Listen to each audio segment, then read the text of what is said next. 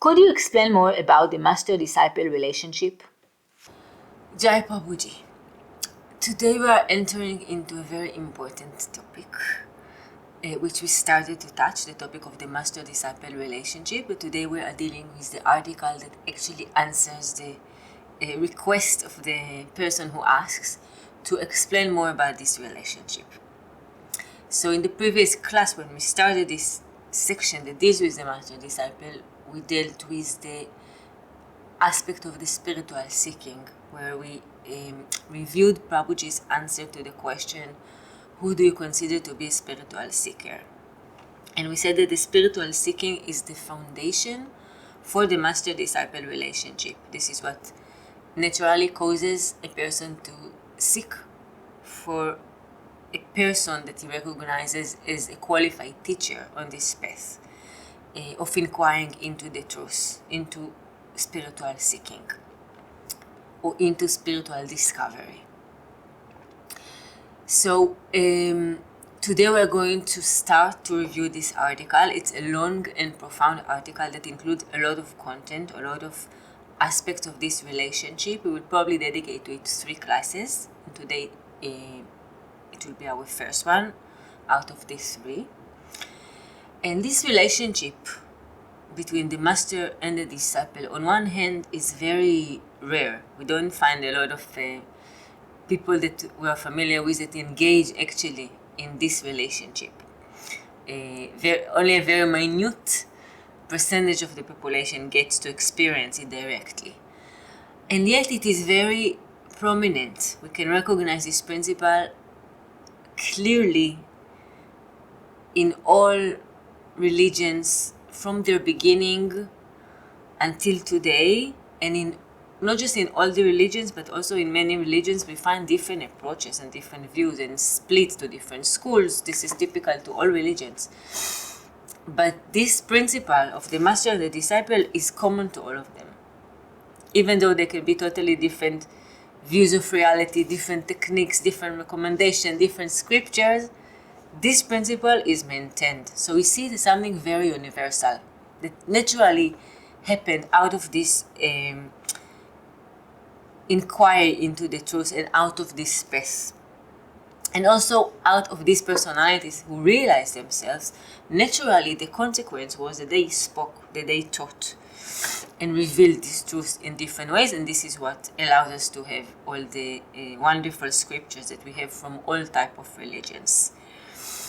In the previous class, we mentioned the Buddha, Siddhartha Gautama, and we spoke about his beginning of the path. Prabhuji gave him as an example for someone that left the material pursuit and embarked on this journey of looking into ourselves, into the truth. And the same personality, Buddha later on his path, after he left the material world again, he left the palace, he went on a journey of a lot of inquiry and practicing, including a lot of austerities, and until at a certain point the Buddha realized himself. He sat under the Bodhi tree for many long hours until realization happened in him. And shortly after, what we see is that naturally individuals gathered to listen to what he had to say out of this experience. And the interesting part is that the same individuals that practiced together with him on the path of austerities were equal, so to say. They practiced together. They were all inquiring, including Siddhartha Gautama, before he became the awakened one, the Buddha, came to him after he realized the truth to be his disciples and to listen to what he has to say out of this recognition.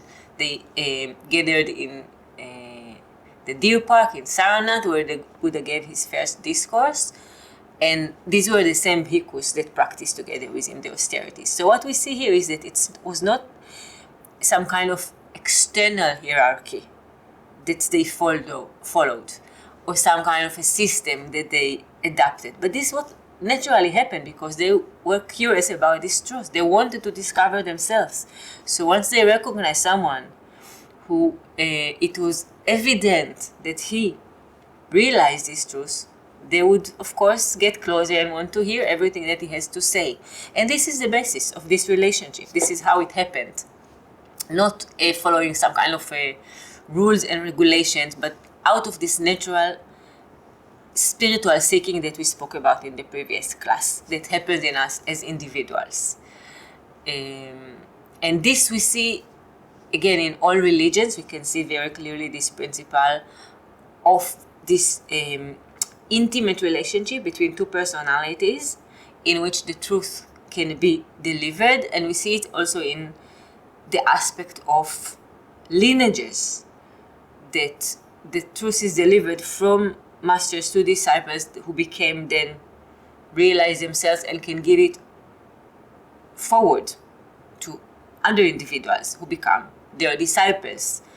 Prabhuji often quote in this context the saying from Pirkei Avot in Judaism that Moses received the Torah from Sinai, Mount Sinai, and he gave it to Joshua, his disciple.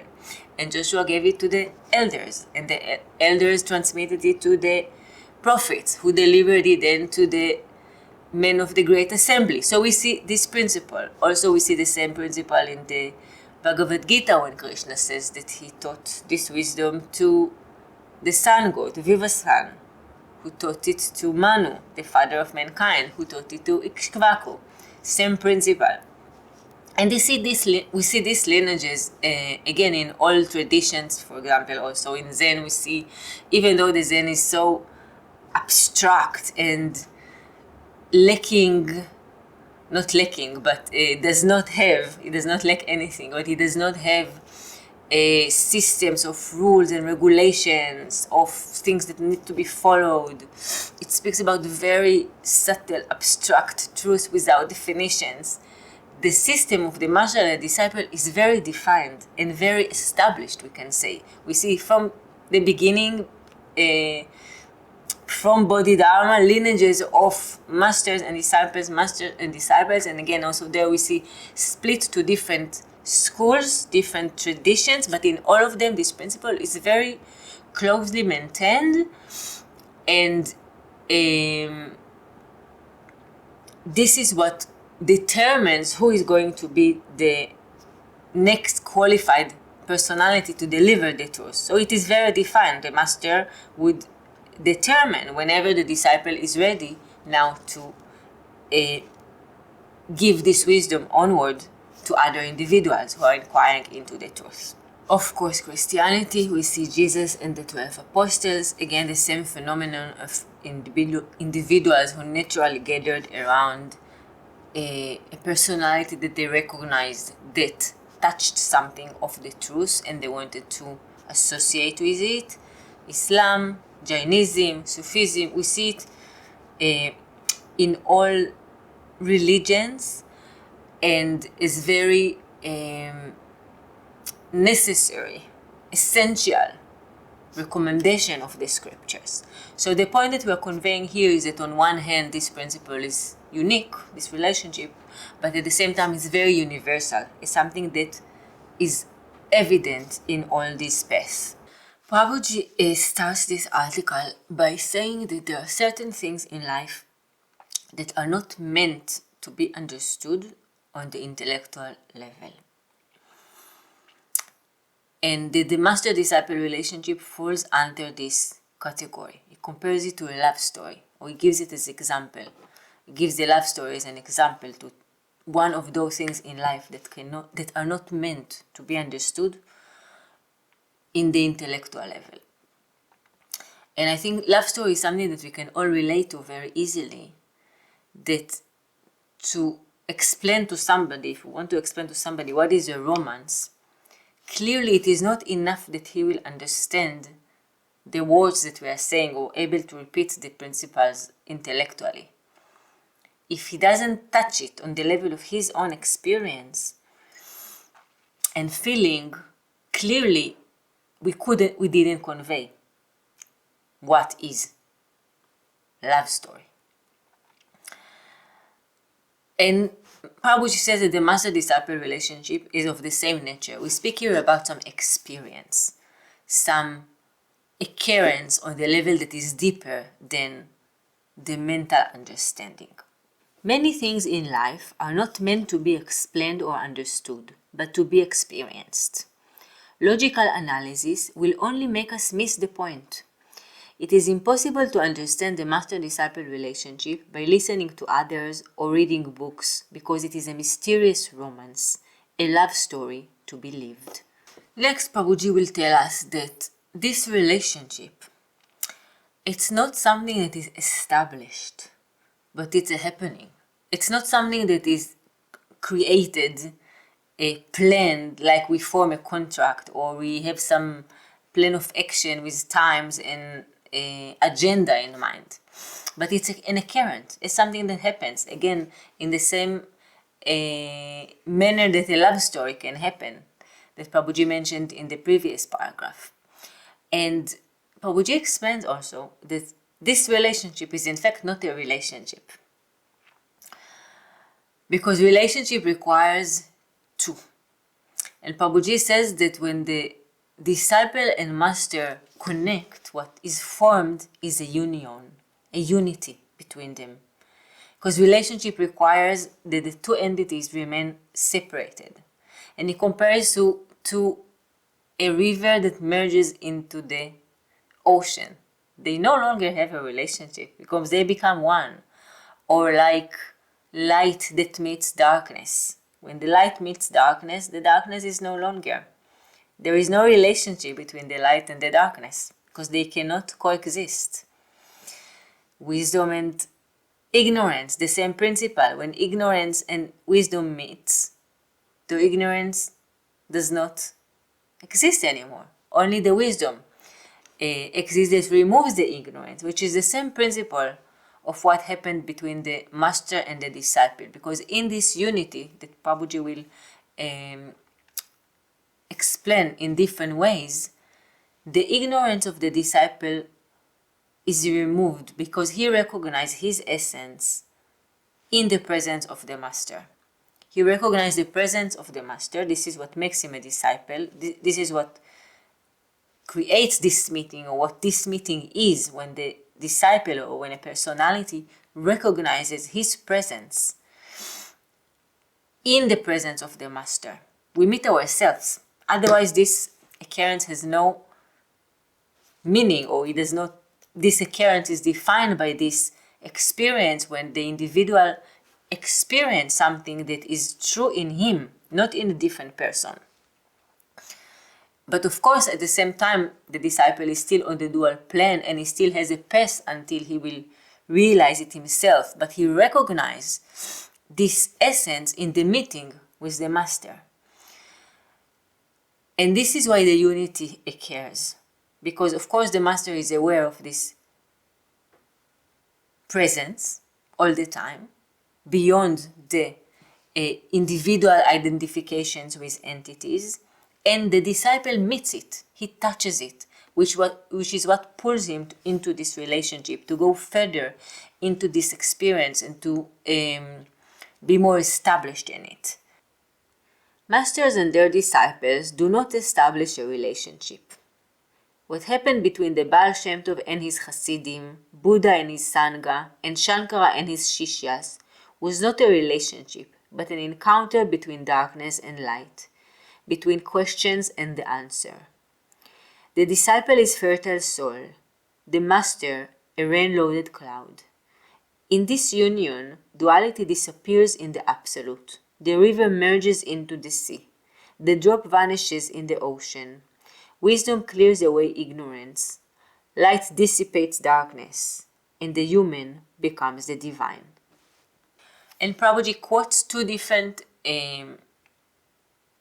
verses from Hinduism that explain the meaning of the word guru. Guru is broken into two syllables. The syllable gu means darkness, and ru means light, or that which disperses the darkness. And in this explanation, in this definition, in this word, guru, we find the essence of what Prabhuji conveyed in the previous word, where he says that when the darkness and light meets, the light removes the darkness. So let's read. The Sanskrit word guru means one who helps to dissipate darkness. Gukaras vandakaras charukaras teja uchyate anyana grasakam brahma gurur evana samshayaha. It is said that the syllable gu is darkness and that the syllable ru is the light. There is no doubt that the Guru is, in effect, the supreme knowledge that destroys the darkness of ignorance. Sri Guru Gita 23. We find a very similar explanation in the Vaishnava Kantahara. Gu shabdas vandakara haru shabdastu nirodakaha andakara nirodhatvad gurur ityabhidayate. The word gu means darkness, and ru means that which disperses. According to his or her ability to disperse the darkness of ignorance, such a transcendental being is called Guru. Vaishnava Kantahara. Prabhuji further explains that every relationship on the dual plane is a relationship between two egos. We said that an ego is our identification with an entity, with a person that we recognize as us. And this person has all the qualifications, qualities, characteristics that we think that are ours. Physical, chronological, mental, emotional, and so many others. And every relationship is based on this identification. It's part of this identification. Whether it is a relationship between a parent and a child, an employer and employee, a seller and a buyer, lovers, neighbors, siblings, any relationship in this world is based on this egoic identification. So for example, if I, as part of my entire egoic identification with so many things that I think that they are me, one of them is that I think that I'm a daughter of my mother. This is part of my egoic identification. And my mother, part of her entire egoic identification consisting of many, many things, she thinks that she is my mother. And based on this, we have a relationship now between both of us. And this is the case in any relationship in the dualistic plane. It's based on this entity that we recognize as us. And Prabhuji explains that in the case of the master-disciple relationship, this is essentially different. And that the disciple who is still on the dualistic plane recognizes the master as a separated entity. He's still not aware of the reality, transcendentally to the egoic identifications and the reality of the identifications of different entities separated. But the master, who is established in transcendental consciousness, who is aware of the presence that is transcendental to the existence of separated entities, he sees the unity. He sees that this relationship does not consist of two entities, that it is not a relationship, as we said before, but a union. Prabhuji explains, not in this particular article, but in general, that if we examine each of us, our reality, very carefully, very honestly, with observation,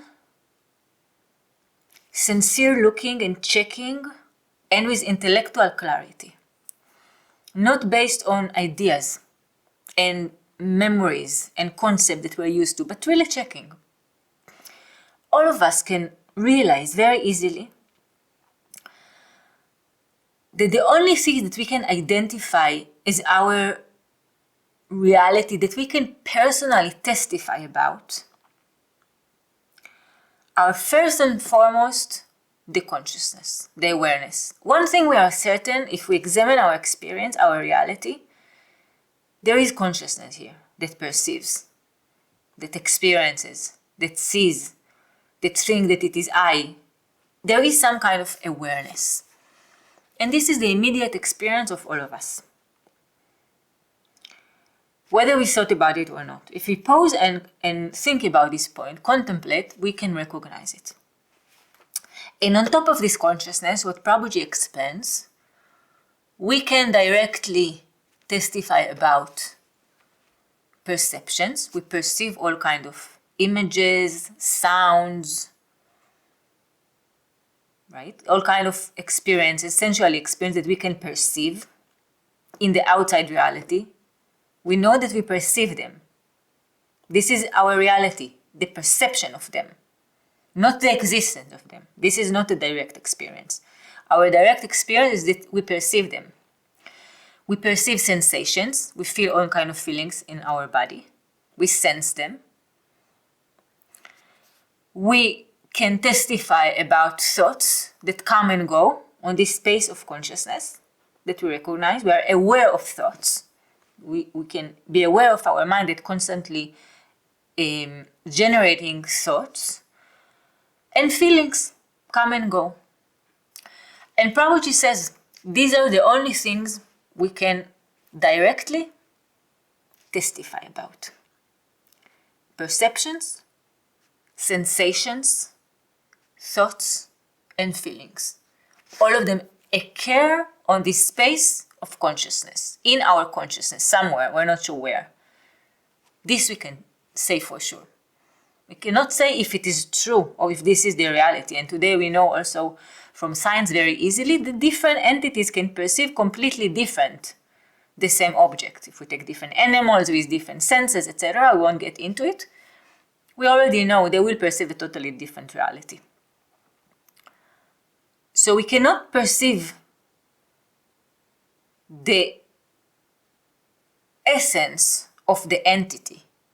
We only perceive what we perceive, how it looks or sounds or reflected in our consciousness.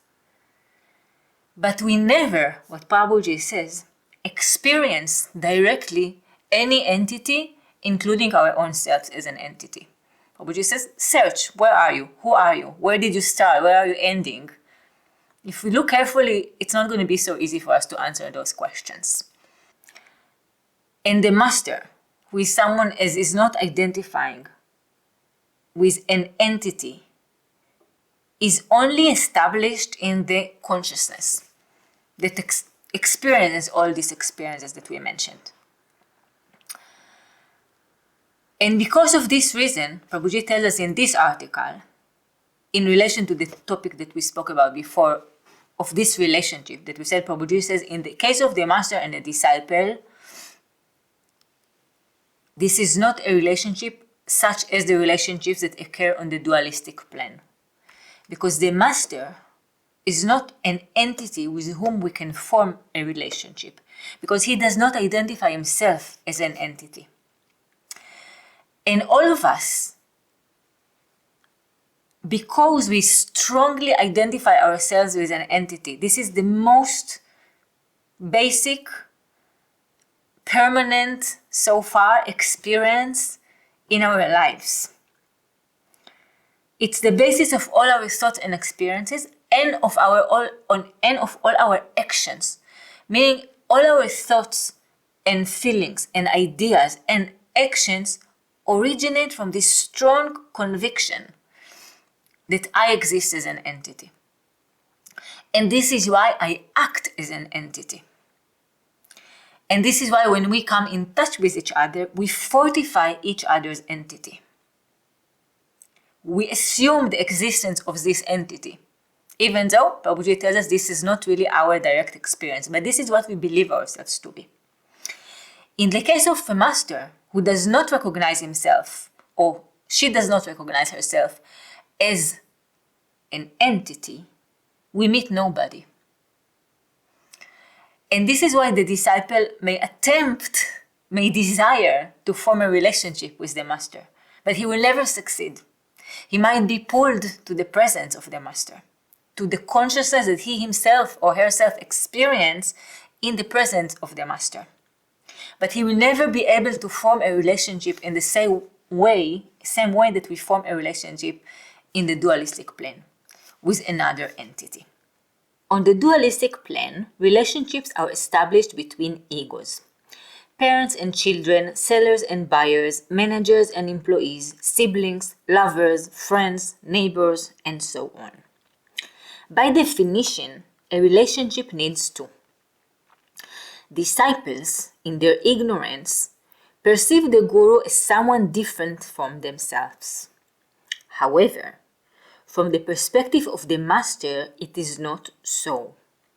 The encounter between the master and the disciple eliminates all separation. Everything that disperses and divides fades away, revealing the underlying unity. In this relationship, disciples meet with themselves, because the master is not a somebody, but a nobody, an emptiness, a presence, a nothingness. And Prabhuji quotes a beautiful verse from the Bhagavad Gita. We mentioned the Bhagavad Gita, who is a dialogue between Krishna and Arjuna. Krishna represents the divinity, and he has a relationship with the disciple Arjuna, and he instructs him in a difficult dilemma that Arjuna faces. Arjuna has difficulty to perform his duty, and the entire Bhagavad Gita is Krishna's instruction, helping him to remember the truth, we can say, to focus on self-realization and perform his duty at the same time. And there is a point in the Bhagavad Gita where Arjuna is exposed by the grace of Krishna to Krishna's universal form. Krishna revealed to Arjuna that he is not just this person that he sees in front of his eyes, but he shows him the essence of himself. And Arjuna sees a transcendental experience. He experienced a transcendental experience, seeing the presence of Krishna, the essence of Krishna. It is defined as the universal form in the Bhagavad Gita. And what happened in Arjuna afterwards, after this vision, is that he realizes that his perception of Krishna prior to this seeing was completely unaware and foolish. Arjuna and Krishna were cousins also, in addition. And although Arjuna was always very devotional to Krishna and he recognized him as a guide and master, without a doubt, he still did not perceive the essence, the greatness of Krishna. And then Arjuna asked for forgiveness. Forgiveness that he saw Krishna in the same way that he saw other entities. And Prabhuji brings this verse in this context, speaking about the meeting between the disciple and the master, when on one hand the disciple is pulled into the presence of the master, as we said, he recognizes something that attracts him. Soon we will see that Prabhuji says that the disciple recognizes the master as a God. But he's still in the dualistic plane, so he does not fully perceive the place in which the master is established. We can say, of course, place in quotes.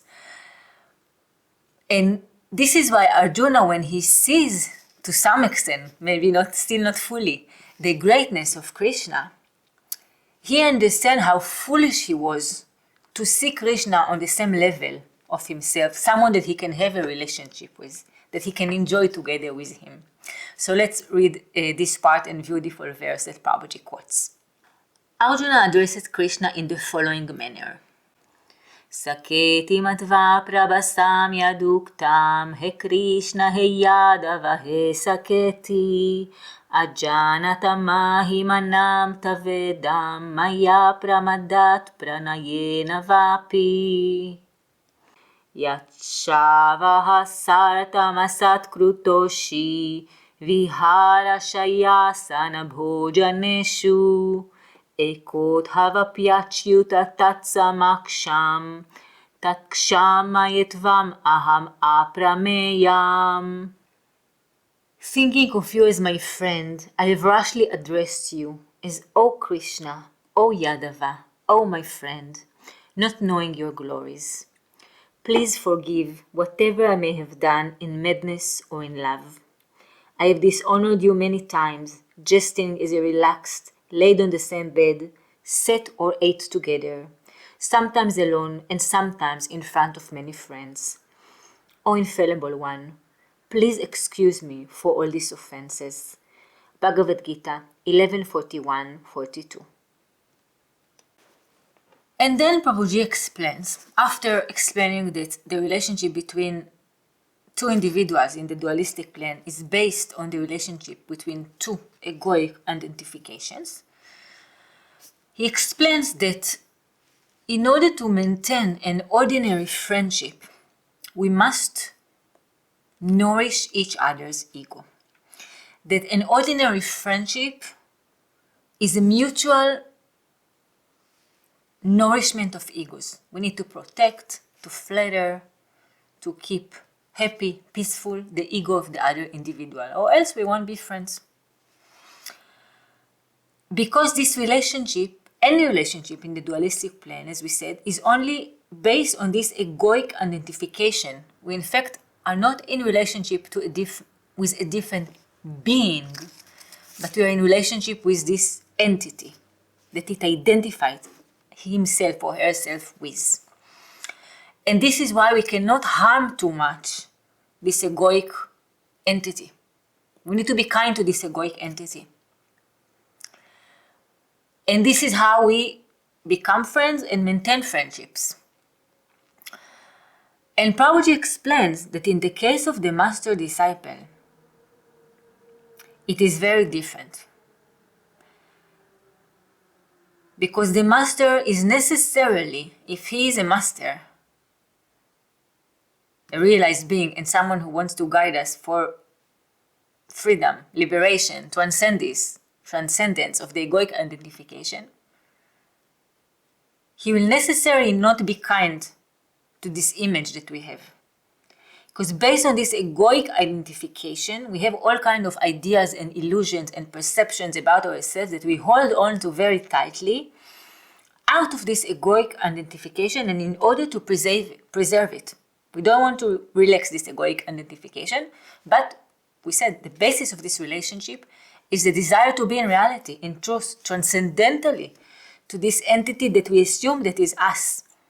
This entity that we assume that is us is in fact the cause of our suffering, even though we sometimes feel it's comforted and happy and satisfied with the feedback that it receives from the world, we're still not really free and happy. We can be comforted. And the master who guides us to truth, to freedom, to eternal bliss,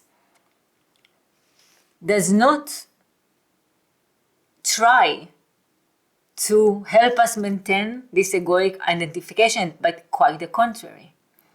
As we said, in order to be in reality, to be free, we need to transcend this perception, this identification with this entity. And so the master will disturb this identification, which is illusory. He will disturb our comfort, our dream, our peace, feeling all kinds of things and thinking all kinds of things about ourselves, because he pushes us into truth, into reality. So on one hand, he is not such a good friend to the ego, not always pleasant and kind. But at the same time, he is the best friend that we can ever have, because he cares about us really, not just this egoic identification and temporary relief and enjoyment, but about our eternal happiness. So he is our only friend. Ordinary friendship is often a mutual nourishment of the ego. Most people choose anyone who fits their self-image as a friend. As Lion Dawoodi said, do you want an advice for success in your relationships? Help others keep up their masks. In general, this is what friendship is all about. Helping each other maintain masks. In that sense, masters cannot be considered friends. However, they are the only true friends because they help disciples transcend themselves and go beyond the I. Masters are enemies of the ego phenomenon. Their words and actions are like acid for disciples' egos. Guru's behavior is relentless, devastating, and destructive. Their work consists in eliminating dreams, illusions, and fantasies. Masters are a real disruption aimed at disturbing disciples' sleep. Society and the media bombard us with offers of comfort, security, and consolation. If you start a company that can offer such benefits, surely your business will be successful. However, closeness to the Guru is not for seekers of safety or relief, but only for those who aspire to liberation. Prabhuji says that for the disciple, the Guru is God. And this is, of course, not in the superficial sense that God, in the sense that he is an entity that creates everything in this world and is immortal, and that he's controlling everything, etc. The disciple knows that the Guru is a human being. But in his presence, in the presence of this human being, as we said, the disciple recognizes the transcendence, in a sense. In every interaction that we have with a different entity, as we spoke before, because it is based on the egoic identification, any entity will fortify our existence as an ego. Either if somebody loves us, it will fortify our existence as an ego. If somebody hates us, it will fortify our existence as an entity. If we are disturbed, if we enjoy others' presence, etc. And the master is the only entity that we meet. I'm saying entity because he is a person, of course, that does not fortify our narrow existence as an entity, but it makes us aware to the transcendental experience in us. So we are pulled to the master, we are pulled to this presence, and we recognize the transcendence in it. This is why disciples recognize their gurus as God.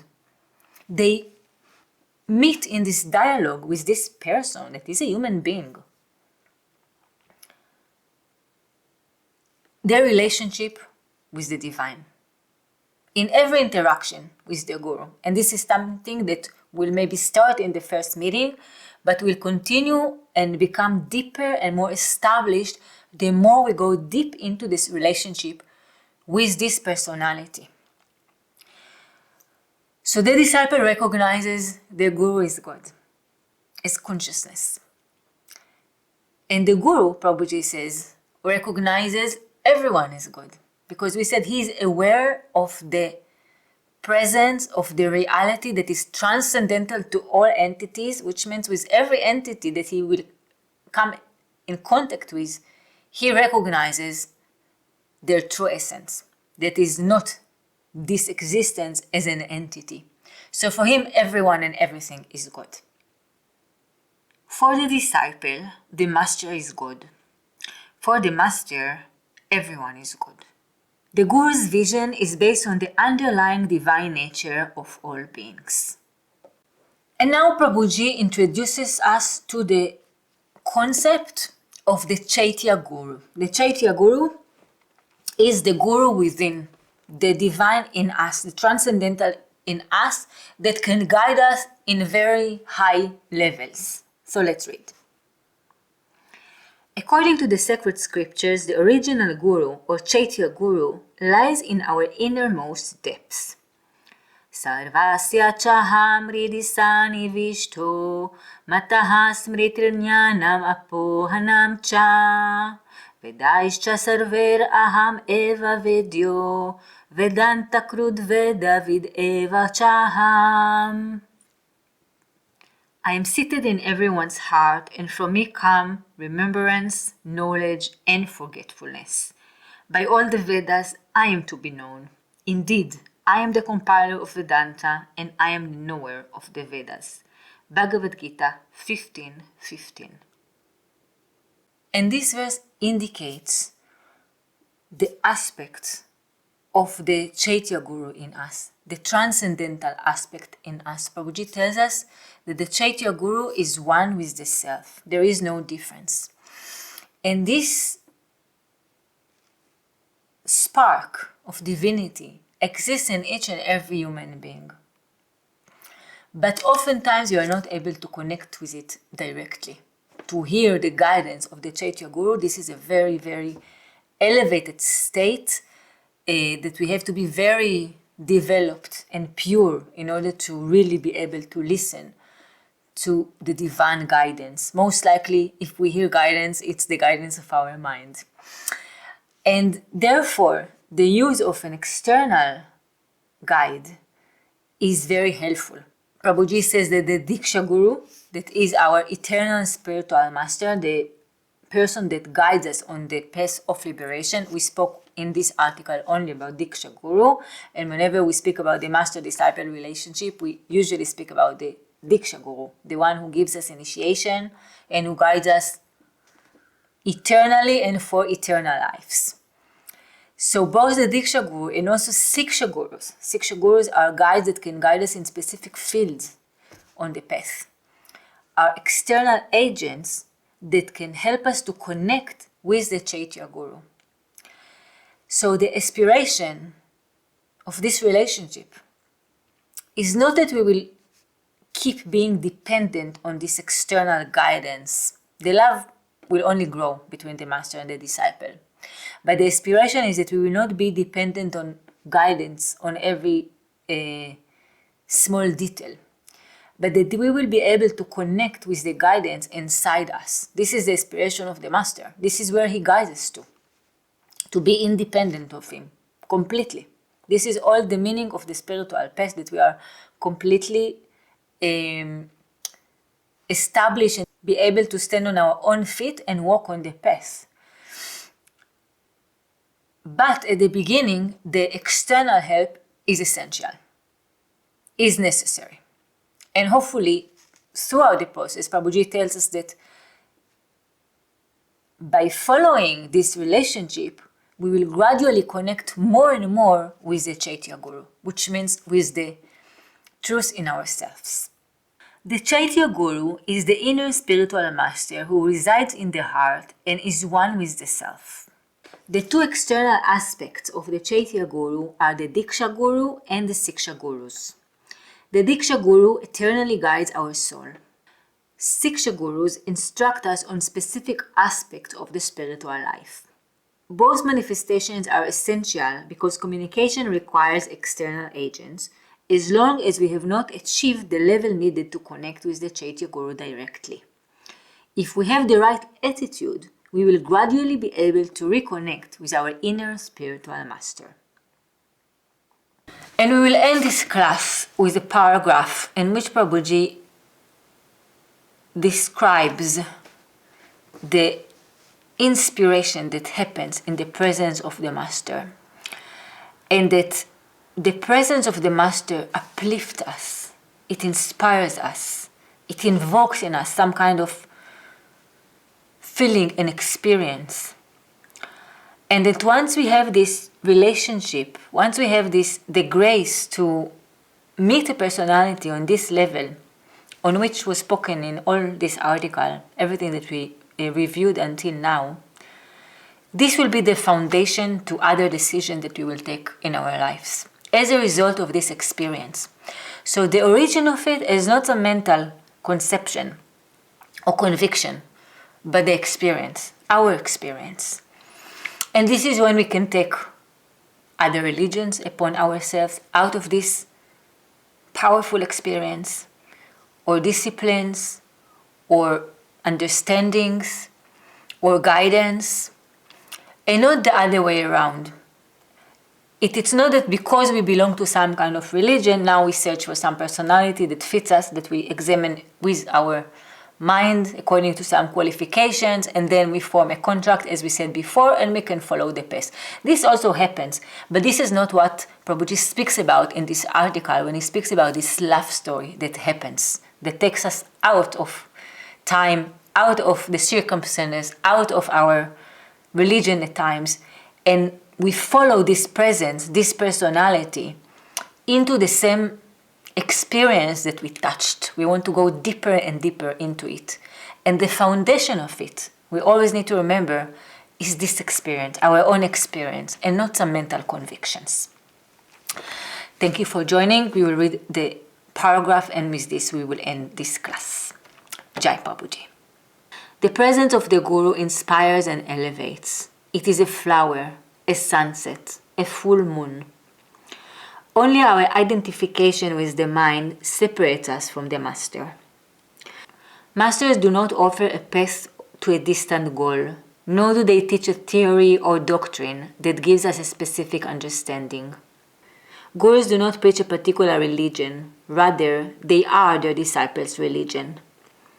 True disciples do not choose a master within their own religion, but follow the religion through which their gurus choose to express themselves.